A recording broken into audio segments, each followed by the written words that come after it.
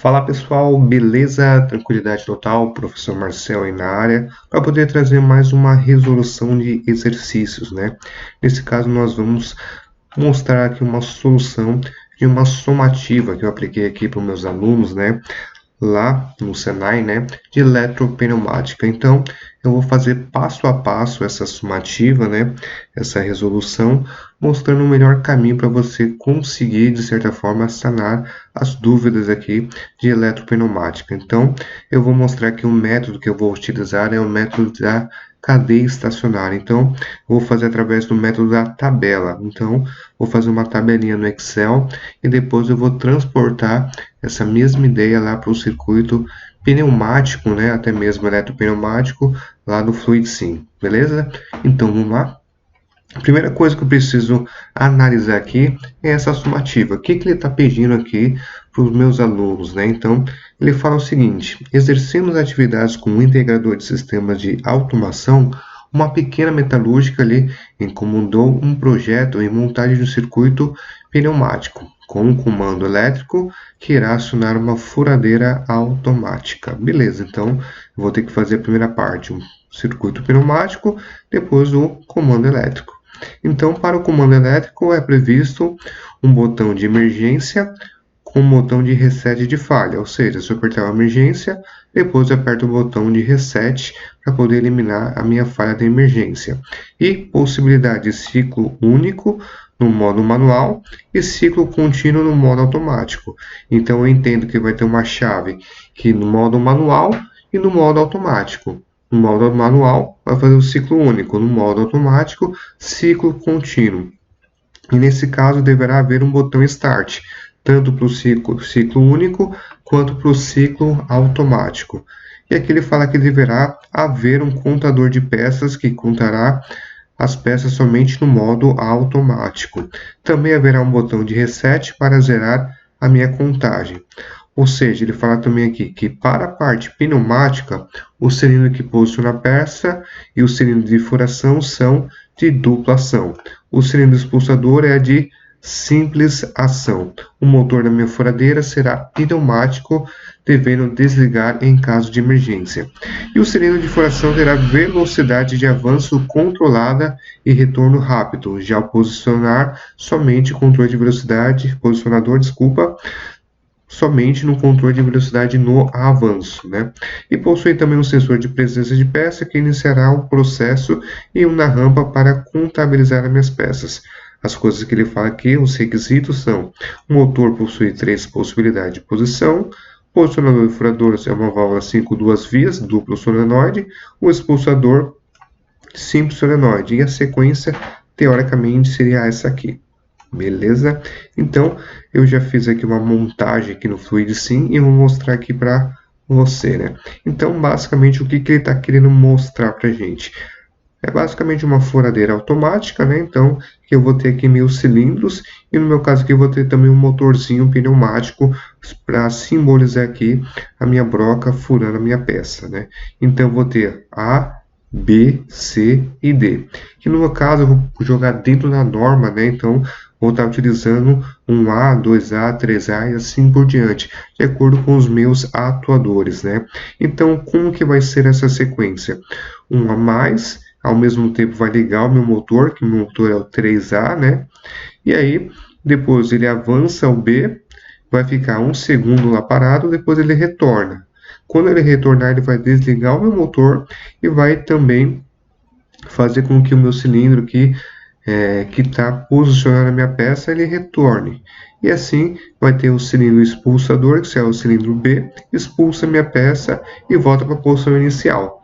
E aí vou contabilizar uma peça. Então, de acordo com o exercício, ele fala que eu tenho que ter uma válvula 5 duas vias, duplo solenoide, a parte de furação também é 5 duas vias, duplo solenoide, porém tem que ser um avanço controlado e o retorno rápido, por isso eu estou utilizando uma válvula de escape rápido. Aqui é a mesma coisa no posicionador, somente no avanço eu vou ter um controle de velocidade, então eu estou controlando através desta válvula. Também estou colocando aqui um motor, no caso pneumático, e aqui ele vai ter 3 posições, sentido horário, sentido anti-horário e a posição central dele. E aí eu coloquei aqui um sensor, que é um pressostato, que ele vai identificar se houve uma diferença de pressão, ou seja, quando atuar esse motor, se houver uma diferença de pressão aqui, eu vou ter a certeza que o meu motor está girando, ok? E aí esse aqui vai ser o meu feedback do motor, já que nos outros atuadores eu tenho feedbacks aqui, tanto de avanço, tanto de retorno, né? E aqui eu tenho essa válvula aqui que é 0Y1, que nesse caso vai representar aqui a minha alimentação. A partir do momento que eu apertar o botão de emergência, essa válvula vai ser atuada, atuando vai deixar vai deixar de alimentar a minha parte aqui do meu circuito pneumático. Já que na parte do painel de controle, o que eu vou ter? O botão S0, que vai ser meu botão de emergência, o meu reset de falha, que vai resetar as minhas falhas, vai ter um botão Start, que ele vai tanto atuar no modo manual quanto no modo automático, e aqui eu vou ter aqui meu Stop, que ele vai desabilitar no modo automático, terminando assim um ciclo. E eu vou ter o meu S5, que nesse caso eu vou representar como se fosse o reset do meu contador no modo automático. Beleza? Então, essa daqui é a proposta, né, que foi dada aos meus alunos, e aí eu vou fazer de certa forma passo a passo para poder a gente tirar todas as dúvidas, né? Então, nesse caso, eu vou utilizar o método da cadeia estacionária, né? Então, como que funciona o método da cadeia estacionária, né? Então, basicamente, ela é maximização de contatos, que a gente vê bastante na parte de eletropneumática. Maximização de contatos significa o seguinte: nós vamos maximizar o número de contatos, ou seja, nós vamos ter diversos relés aqui de acordo com o número de passos. Então, lembrando que nessa sequência aqui, tudo que está em parênteses, né, significa um passo só. Então, eu vou contabilizar. Por exemplo, aqui eu tenho 1 a mais, 3 a mais, é um passo. 4 a mais é o segundo passo. Um S, nesse caso, eu vou representar também como um passo. Então, vai ser 3 passos. Se é o 4 a menos, é o quarto passo. 1 a mais, 3 a menos, vai representar como o próximo passo. Então, vai ser o quinto passo. O 2 a mais, nesse caso, vai ser o sexto passo. E o 2 a menos vai ser o sétimo passo. Então, como regra, né, vou jogar aqui na tabelinha do Excel. Tá? Eu já preparei uma tabelinha aqui no Excel para poder mostrar como fazer essa programação, né? Então, eu coloco geralmente a minha sequência aqui e já separo ela de acordo com o número de passos. Então, basicamente, para a gente saber o número de passos, é só fazer aquela separação. Preencher aqui. Então, eu tenho 7 passos. Porém, para poder saber o número de relés que eu vou ter no método cadeia estacionária, no caso, eu vou ter o número de passos mais 1. Então, eu vou ter um oitavo passo, né? Que nesse momento ainda a gente não definiu. Aqui, o que foi feito? Eu mostro aqui minha sequência, dividida de acordo com a nossa análise, e aí eu vou trabalhar com 2 diagramas, o diagrama de controle, a qual eu vou fazer o controle de todos os meus relés, e o diagrama de potência, que geralmente vai acionar as minhas solenoides, né? Então, a primeira coisa que eu vou fazer é analisar qual vai ser a minha parte aqui, que vai fazer a primeira ligação no meu sistema. Então, lembrando o seguinte, né? Nós temos essas condições aqui, tanto no modo manual quanto no modo automático, ele vai funcionar. Porém, ele fala também que vai ter um sensor de peça que vai estar presente aqui. Então, a gente pode assimilar que pode ser um sensor óptico ou até mesmo capacitivo. Então, nós podemos chamar ele de, por exemplo, S10. Então, ele vai ser um sensor que vai me avisar se tem peça aqui. Então, voltando para o nosso sistema, a gente sabe que só vai trabalhar a nossa sequência se tiver peça e se eu tiver no modo manual ou no modo automático. Então, isso aqui é uma regra bem tranquila de seguir. Então, se eu tiver no modo manual ou automático, o auto, e eu tiver basicamente a minha peça lá, então eu vou chamar de S10, então eu estou representando aqui como se fosse digitais. Esse mais vai representar para mim a lógica digital, ok? Deixa eu ver, tá ok, tá tranquilo. Então, se for modo manual ou automático e S10, neste caso aqui, ele vai fazer com que inicie a minha sequência. Então, no método cadeia estacionária, nós temos o seguinte, eu tenho um número de passos, que nesse caso são 7 mais 1, então vai ser o número de relés que eu vou ter. Então, esse é o primeiro carinha que eu vou estar trabalhando. Então, eu vou ter um relé chamado de K1 até o meu último relé, que no caso vai ser o meu K8. Porém, analisando aqui, eu vou ter um temporizador, que nesse temporizador eu vou chamar um relé de tempo, né? Então, eu vou chamar esse cara aqui de KT1. Então, para ficar na sequência certinho, né, eu vou basicamente pular, né? Então, vai ser K2, KT1, depois K3 e sigo a minha sequência. Então, vem aqui para o meu K7, né? Então, vai de K1 a K7, lembrando que eu vou ter um relé temporizador aqui. E como que eu trabalho nessa seguinte situação no meu diagrama de controle? Eu vou ter aqui basicamente os contatos NF. Então, o contato NF é que, como que funciona a cadeia estacionária? O K1 liga o K2, que o K2 liga o KT1, que o KT1 liga o K3, assim sucessivamente até chegar no K7. E aí, o K7 com o contato fechado aqui no início, né? No caso, ele vai fazer com que basicamente toda a minha cadeia seja derrubada, né? Então é o efeito dominó que é proposto aqui nesse circuito. E aí, basicamente, funciona dessa forma. Então, na primeira linha de programação, da primeira linha ali, da parte do diagrama elétrico, eu vou ter um modo manual em paralelo com o automático e em série com S10. E depois em série com o contato fechado de K7, que vai ligar uma bobina chamada K1, ou seja, um relé K1, e aí vai haver um selo. Então, eu vou pintar dessa cor aqui para poder fazer com que venha representar o meu selo. Então, vou ter um contato de K1 selado. Mas aonde que eu faço o selo? Sempre nessa parte aqui, na parte onde vai os meus sensores NA. Então, vou até colocar uma bordinha aqui diferente, para você souber que sempre quando houver esse selo vai selar aqui antes do K7 e depois do S10, beleza? Agora, para poder continuar preenchendo essa tabelinha, geralmente eu faço uma regrinha aqui, né? Então, eu tenho um K1 aqui, então na diagonal eu vou repetir. Então, K1.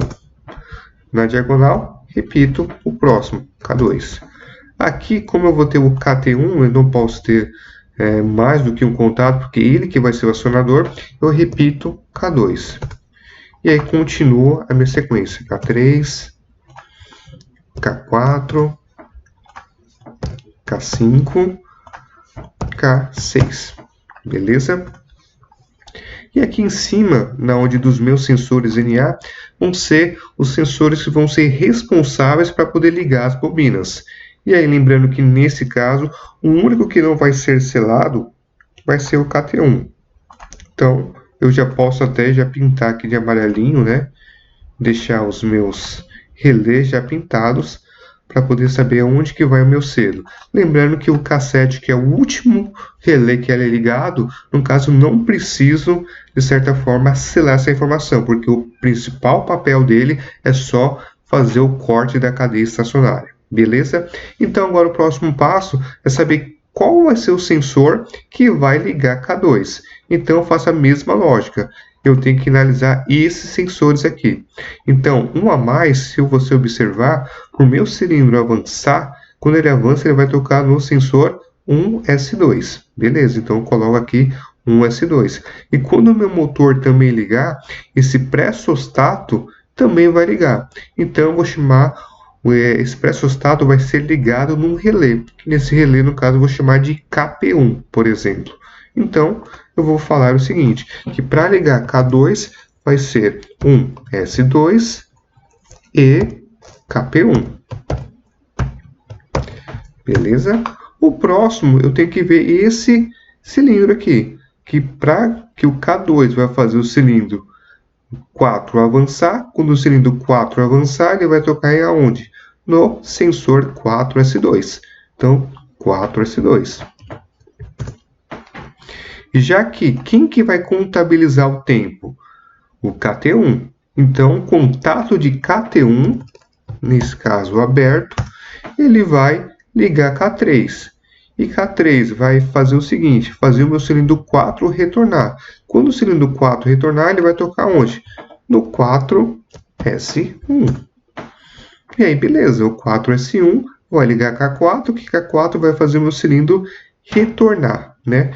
Então, para ele retornar, vai tocar no 1S1 e, no caso, o KP1 vai estar desabilitado. Então, ele vai estar com contato negado, né? Então, mais para frente eu vou ter que negar ele. Então, vou colocar um sublinhado aqui para poder ficar mais tranquilo de entender essa parte aqui, ó. Aqui, opa. KP1.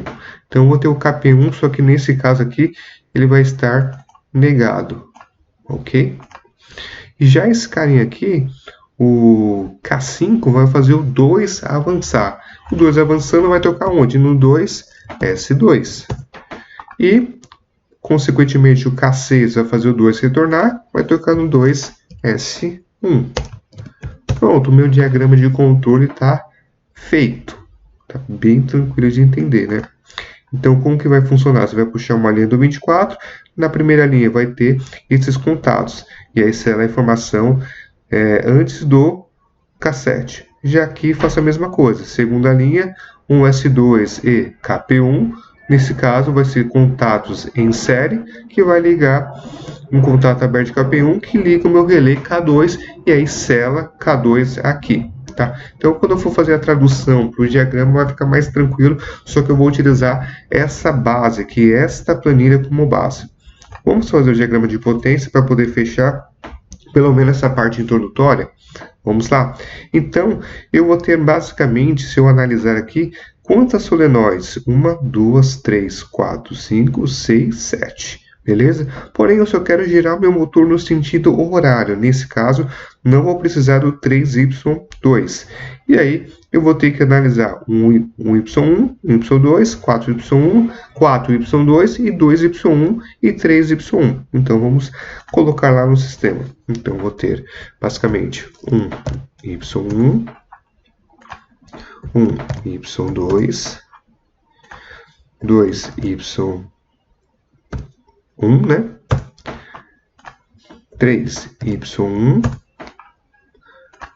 4Y1 e 4Y2. Vamos confirmar isso. Então, 1Y1, 1Y2, 4Y1, 4Y2. Está aqui. 2Y1 está aqui. E, no caso, 3Y1. No caso, 3Y2 não vou utilizar porque é motor sentido anti-horário, ok? Então, voltando aqui, nós temos as nossas solenoides, né? Então, até vou colocar aqui, ó, solenoides, beleza? Então, preciso saber quem que vai fazer o cilindro 1 avançar. No nosso caso, quem vai fazer o cilindro 1 avançar é o K1. Então, eu coloco aqui K1. Beleza? O próximo, quem que vai fazer, ao mesmo tempo vai fazer o cilindro 1 avançar e o motor ligar. Então, onde que eu tenho o motor? É aqui. Então, vou colocar K1. Já depois, eu tenho a parte que, quem que vai fazer o cilindro 4 avançar? É o K2. Então, o cilindro 4 avançar, no caso, é o K2. Coloco aqui o K2. Quem que vai contabilizar o tempo? Então, nesse caso, não me importa para mim. Pulo já para os meus contadores. Então, K3 aqui. K3 vai fazer o cilindro 4 retornar. Então, vou colocar aqui K3. Como é duplo solenoide, eu preciso intertravar. Ou seja, porque como é o método cadeia, né, todos os relés vão ligar. Então, quando o K3 ligar, ele vai acionar 4Y2 e aqui ele vai cortar o sinal de K2. Ok? Então, vamos agora para K4, né? Então, vamos lá. K4 vai fazer o 1 e o 3, né? Então, no caso aqui, vou colocar aqui K4, a mesma lógica que é duplo solenoide, coloco aqui K4 e faço também aqui no meu 3Y1, K4, beleza? O próximo é o K5. O que o K5 vai fazer? O cilindro 2, no caso aqui, avançar. Então, coloco K5. E depois, K6 vai fazer o cilindro 2 recuar. Perfeito, então nesse caso aqui eu já tenho meu diagrama de controle e meu diagrama de potência. Se eu transmitir isso, fazer a minha transferência para um circuito que nós vamos fazer no Fluid Sim, está pronto. A parte de controle e a parte de potência. O que vai precisar fazer é o diagrama de comando, que vai ser os intertravamentos das condições marginais do meu sistema. Beleza? Então, na próxima aula, no próximo vídeo, né, já vou continuar essa parte de fazer essa tradução. Então, se você acompanhou até o dado momento, eu quero agradecer pela sua dedicação, por estar acompanhando e espero que você tenha gostado. Até mais!